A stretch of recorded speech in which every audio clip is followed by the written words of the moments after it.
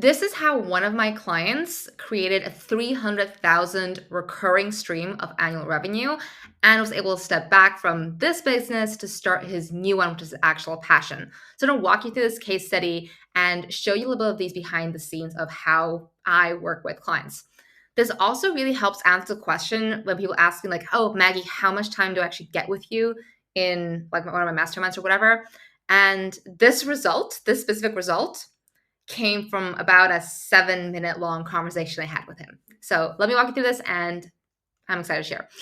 So when the client came to me, his whole goal was, how do I sell more low ticket courses to my B2C audience? All right. Very quickly, I realized, and I said this to him, I don't think you should focus on selling low ticket B2C. I think you should sell high ticket one to many B2B. So going from the professional services he was providing B2C to teaching others in his space, because he had built a 7-figure business doing what a lot of people never even crack 50K a year in that space.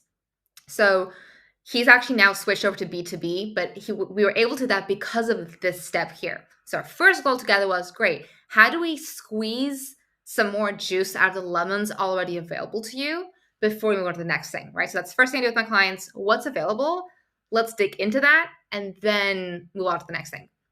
So what we identified with this client was, one, he's had a small audience. He did have a fairly sustainable flow of leads from an external source, but he didn't have a big audience. So that was a little bit tricky. And the other thing that we found is that when he was selling these courses in the past, they were super complex. There was so much in them, and he was selling on these like really long webinars that didn't have a high conversion rate and also took him a huge amount of time and energy. We focused firstly on, one, looked at what he had going on, what his vision was, that we adjusted as well. His long-term vision was that freedom and flexibility, and me saying, hey, you can do B2B high ticket. But, oh, that's interesting. Spoiler alert, he's actually doing that now. So with this, we looked at and identified, hey, cash flow over here on the B2C side, that's priority one, that's phase one before we go to the next thing.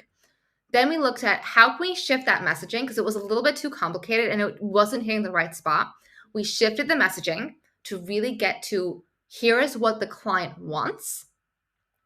And then he took some advice that I gave him around perfectionism and around simplicity. So instead of, because a lot of people go into like, oh, let's just over deliver. And this actually most of the time backfires and shoots you in the foot. Yeah, especially when you're overloading on information, because you think, oh my gosh, I'm giving so much more value. Your lead or potential client is getting overwhelmed because we actually don't need more information. We need the right information. We need someone to help us implement that right information at the right time in the right way. Same thing that I did with this client with this process. All right. So he did this himself, because I gave him this advice. We talked about perfectionism and mindset and like, let's simplify it, like test it, tweak it, try again. That's one of my mantras. And let's just make it super simple. If it doesn't work, then you can go on to the next thing. So he put together this webinar that was following my template, super to the point, super straightforward, and with new messaging. He did, it was, I think, 75,000 pounds in like 2 or 3 weeks, which is about 9,000 US dollars, cash collected from all of these leads that he had access to.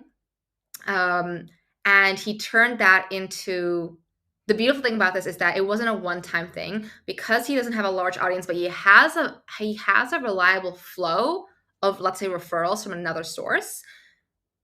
It's a reliable 300K annual stream of revenue just from these low ticket courses. He did the math with me, or he did the math for me.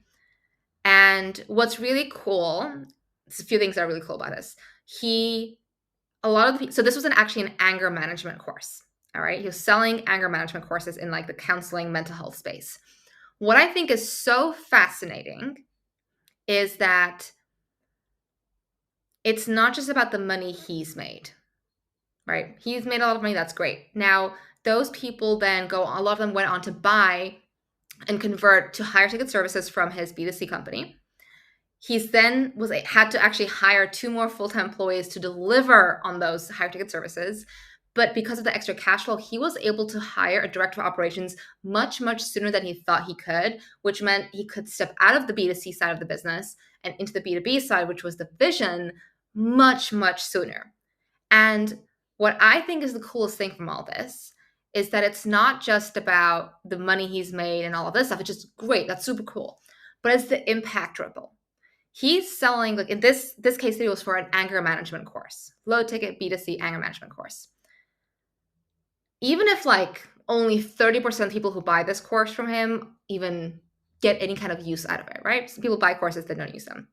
Just on that small percentage of who now have gotten some kind of relief, some kind of tips, some kind of value from an anger management course, the positive impact, like ripple impact effect from that, I think is so fascinating, because then they're gonna be nicer to like their spouses and their kids and their colleagues and like, driving cars and things like that. So this is something I just think is so cool.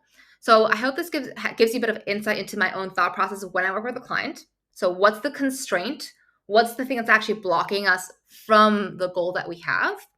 I look at what do they have available to them? Like what are what are the lemons we can squeeze more juice out of before we move on to the next new thing?